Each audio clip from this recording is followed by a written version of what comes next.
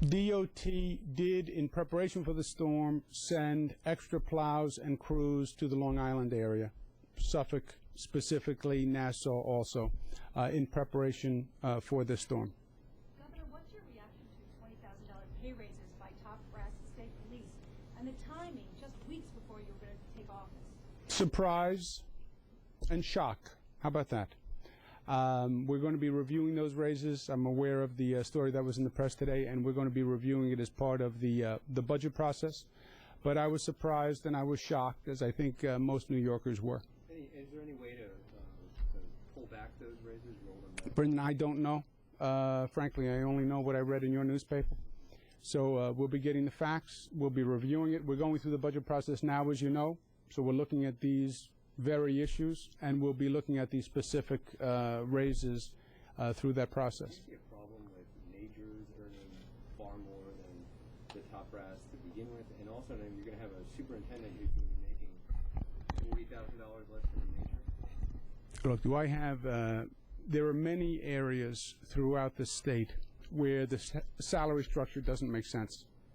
You have routinely commissioners in the state who don't get paid as much as deputy commissioners. Why? Because the commissioner's salaries, in the case of the state police, the superintendent's salary, is set by legislation. The law hasn't changed over the years because the commissioner's salaries are linked to the legislator's salaries, so the law hasn't changed. The commissioner's salaries have been frozen, and you have many situations where the deputies make more, sometimes significantly more, than the commissioner. So you have people who are making more money than their boss. This is as bizarre as it sounds. It's commonplace throughout the state, and it has been for years. It's also the case in the state police. The superintendent's salary, who's in charge of the state police, theoretically the highest officer, who should get paid the most, actually gets paid less than the deputies. That is a problem in the state police and all across the board. However, the giving large raises at this point in time, in this context, when you know the fiscal problems that the state is having, you know the state is in the middle of laying off 900 employees because of the budget problem, to be giving raises in that environment, I think is problematic. I think it's insensitive. That's why I was surprised, and that's why I was shocked, and that's why I'm reviewing it. Have you talked to your superintendent about it? It was under the leadership of John Melville and Joseph D'Amico that this happened. It was not under the leadership of Joseph D'Amico. He has not yet been. Joseph D'Amico is my nominee for the head of the state police. I hope he is confirmed to be the head of the state police. Once he is confirmed by the Senate, he will then be the head of the state police, and he'll be responsible. He is not now the head of the state police. This was done prior to Mr. D'Amico, and I am going to find out the facts and circumstance surrounding the raises. Now, again, I can understand a state agency saying, well, there was a disparity, and we wanted to equalize the salaries, which I take it as what they're saying here. Within this context, I think it was shocking. Governor, on the subject of the storm, is the state better prepared today than it was on December 26th? And if so, was that a failure of preparation? I wasn't here on December 26th, so I can't say. I can say the state has worked very hard.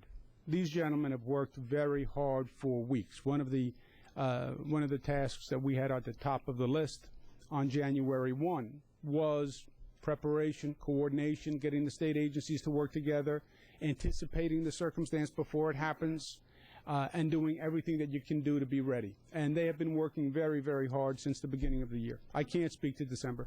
Governor, Mayor Bloomberg was panned for his handling of the storm on the 26th, along with other city officials. Is that why you're here today, standing up here to show that you're on top of this? Is this a response to the lack of response then? No, I'm here because this is my job. This is what the governor should be doing. This is what state government should be doing. It should be working.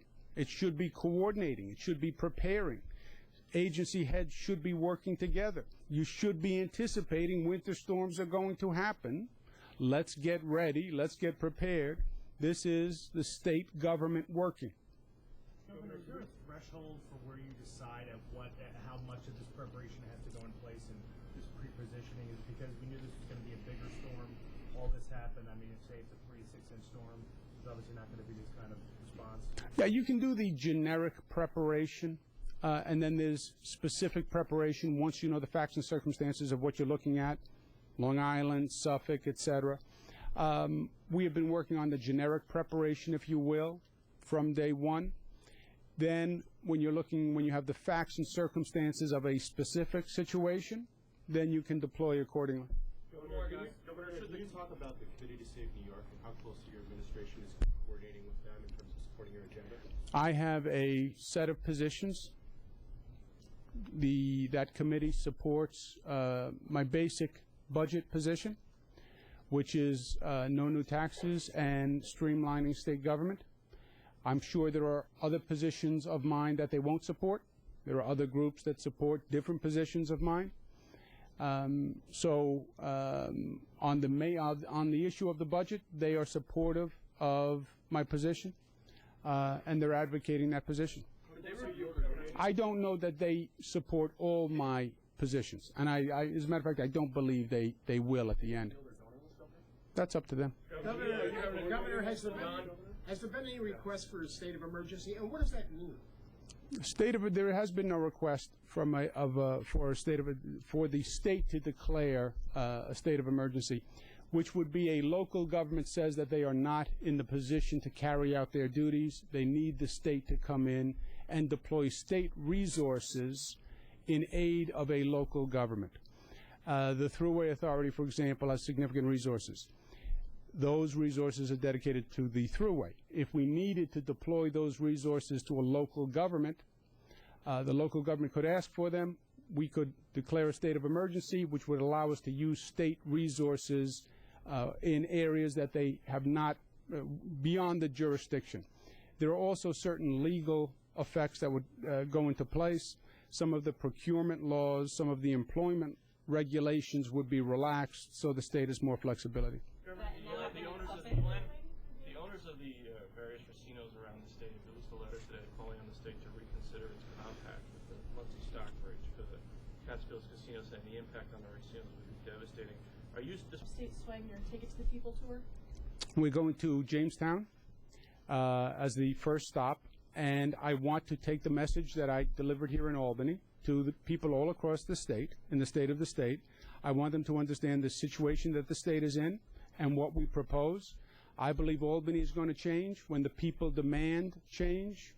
I believe the politicians will follow the people, and first you have to inform the people, and that's what we'll be doing.